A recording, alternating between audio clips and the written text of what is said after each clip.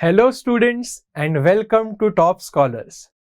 Today we'll be talking about another very interesting topic, that is complex permanent tissues.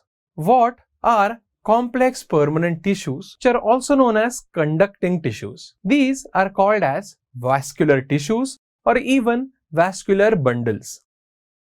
This tissue or these types of tissues provide passage for transport of materials in the plants. Students, the types are mainly two. The first one is xylem and the second type is phloem. Students, complex permanent tissues are of two types, xylem and phloem. Let us first learn about xylem. Students, the xylem consists of dead cells and it is very thick and tubular in structure.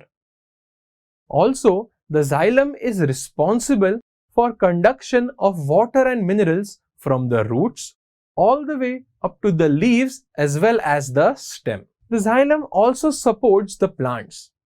As we just saw, it is made up of dead cells which have very thick walls. So due to this, the xylem is very rigid and it helps in providing support to the plant.